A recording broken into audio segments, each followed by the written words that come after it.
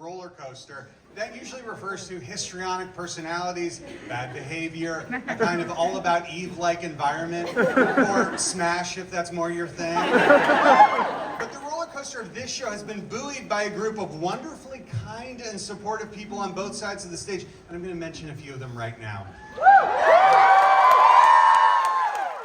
While Beetlejuice could have easily shuttered after our short run in Washington, or after our opening night on Broadway, or after a certain well-known producer's lovely surprise for us in the middle of the Winter Garden run, or because of the pandemic, this musical has remarkably kept rising from the dead, thanks to our incredible producers Mark Kaufman,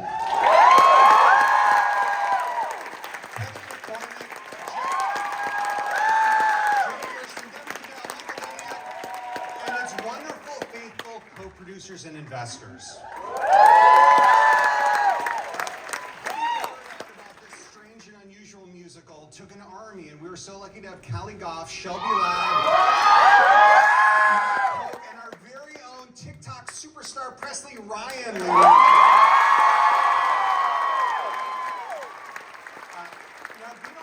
Development started back in 2010, believe it or not, and over the last 13 years, the creative pillars of this show have consistently been our writers, Anthony King, Scott Brown, our musical supervisor, Chris Kugel,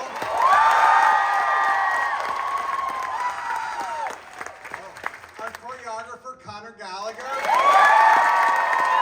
and a special shout out to my exceptional associate director, Katie Davis. Tonight was created by one of the most talented teams of designers, puppet makers, special effects, and illusions artists ever assembled on Broadway, led by set designer David Correns. And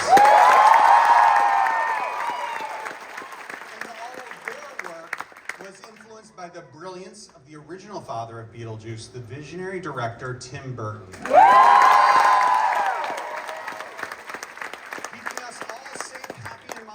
Fidelity of the show nightly, we were lucky to have Rachel Botter and Maddie DiCarlo leading our stage management team, as well as the incredible crew, both backstage and in the follow spot booth, the musicians in the pit, and your Cracker Jack usher team out front. Finally, my final two, I promise, this incredible cast.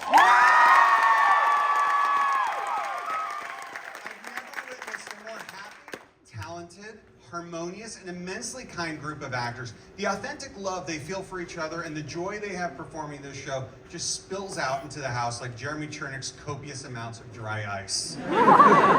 And they've been loyal. Let me ask you all a question. How many of you have been in part of some reading workshop or lab prior to this, for this show?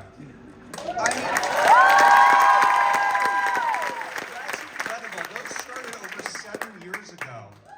Unbelievable. Speaking of our leads, I always say that being the lead of a show is both being a leading actor on stage, but being a leader backstage as well. Normally on a show, you're lucky if you have one person who does this. You're screwed if you have none. But to have all of your leading actors behave like this is unheard of. And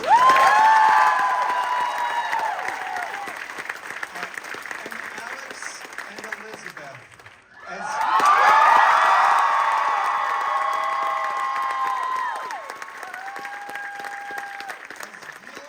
say, you are truly beacons of light in this world.